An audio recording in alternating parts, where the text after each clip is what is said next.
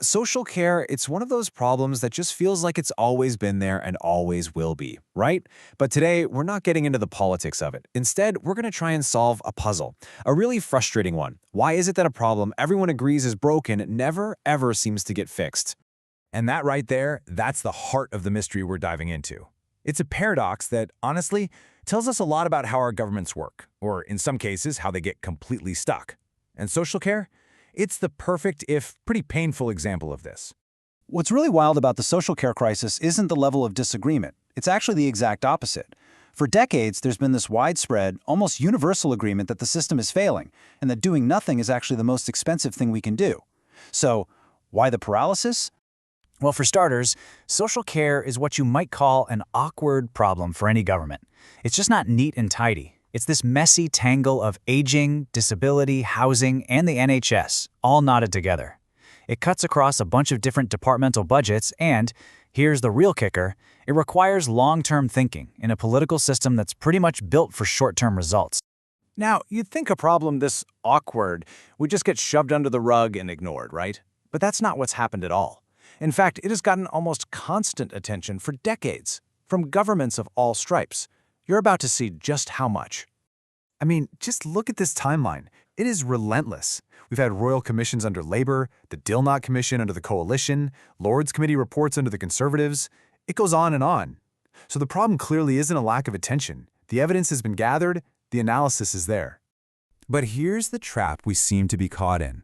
Every time a new government or a new minister comes in, the whole process just starts over. They spend precious time restating the obvious, rebuilding a consensus that was already there. It's like they keep building the foundations for a house over and over again, but they never ever get around to actually putting up the walls. And this constant starting from scratch, it actually has a name. It's called restarting. And from the inside, it might look like things are happening, like there's action. But it comes with this massive hidden cost.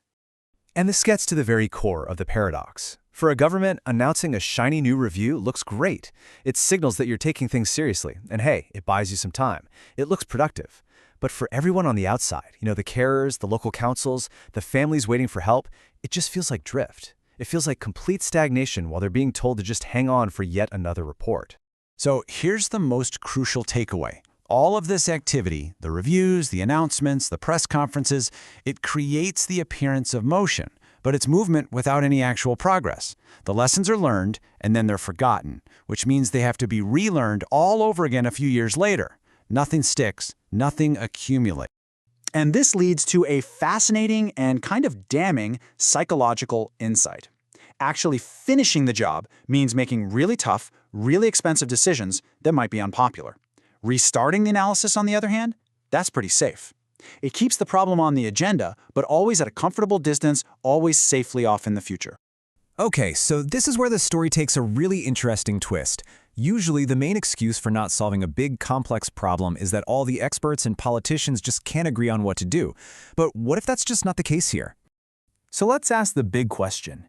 You have all these different reviews, right? Spanning different decades, different governments, different ideologies. Did they fail because they all just came up with completely different answers, creating this hopeless political logjam? The answer is kind of shocking in its simplicity. Not really. In fact, it's quite the opposite. Because when you actually line up the findings from all those reports, the core diagnosis has been unbelievably consistent for decades. Underfunding? Check. Workforce issues? Check. Poor integration with the health service, a postcode lottery for care. The same themes pop up again and again and again. The specific recommendations might differ a little around the edges, but the fundamental analysis, it barely changes. So if the problem isn't a lack of agreement on what's wrong, then what is it? The real issue seems to be a failure of will. It's this destructive pattern of repeatedly agreeing on the diagnosis and then immediately hesitating to commit to the difficult, expensive solutions that the diagnosis demands. And this realization forces us to ask a much bigger and, frankly, more uncomfortable question. What if this isn't just about social care? What if this whole mess reveals a fundamental design flaw in how we do governance? And that brings us to a pretty tough conclusion. Maybe, unintentionally, the system has turned the process of studying the problem into a substitute for actually solving the problem. The endless cycle of reviews becomes a kind of management technique, a way to show you're taking an issue seriously without ever having to take that final, costly, politically risky step. The social care paradox really shines a spotlight on these deep systemic cracks.